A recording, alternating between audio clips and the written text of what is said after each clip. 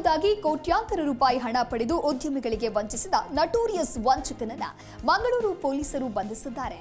ರೋಹನ್ ಸಲ್ಢಾನಾ ಬಂಧಿತ ಆರೋಪಿಯಾಗಿದ್ದು, ಗುರುವಾರ ರಾತ್ರಿ ಜಪ್ಪಿನ ಮೊಗರುವಿನಲ್ಲಿರುವ ತನ್ನ ಐಷಾರಾಮಿ ಬಂಗಲೆಯಲ್ಲಿ ಮಲೇಷಿಯಾ ಯುವತಿಯರ ಜೊತೆಗೆ ಪಾರ್ಟಿ ಮಾಡ್ತಾ ಇರುವಾಗಲೇ ಎಂಟ್ರಿ ಕೊಟ್ಟ ಪೊಲೀಸರು ಆತನನ್ನ ಬಂಧಿಸಿದ್ದಾರೆ. ದೇಶದ ಐಷಾರಾಮಿ ವ್ಯಕ್ತಿಗಳು ಮತ್ತು ಉದ್ಯಮಿಗಳೇ ಈತನ ಟಾರ್ಗೆಟ್.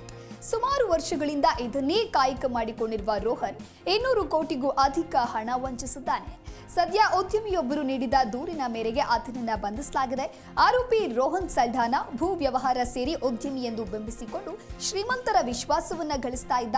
ಹೊರ ರಾಜ್ಯ, ಹೊರ ಜಿಲ್ಲೆಯ ಶ್ರೀಮಂತ ವ್ಯಕ್ತಿಗಳಿಗೆ ಗಾಳ ಹಾಕ್ತಾ ಇದ್ದ. ಮಂಗಳೂರಿನ ಜಪ್ಪಿನ ಮೊಗರುವಿನ ಐಷಾರಾಮಿ ಬಂಗಲೆಗೆ ಕರೆದು ವ್ಯವಹಾರವನ್ನ ಮಾಡ್ತಾ ಇದ್ದ. ಈತನ ಬಂಗಲಿ ಜೀವನ ಶೈಲಿಗೆ ಉದ್ಯಮಿಗಳು ಮಾರು ಹೋಗಿದ್ರು. ಬಣ್ಣದ ಮಾತಿಗೆ ಮರುಳಾಗಿ ಹಿಂದು ಮುಂದು ನೋಡದೆ ಕೋಟ್ಯಾಂತರ ರೂಪಾಯಿ ಹಣ ನೀಡಿದ್ದಾರೆ.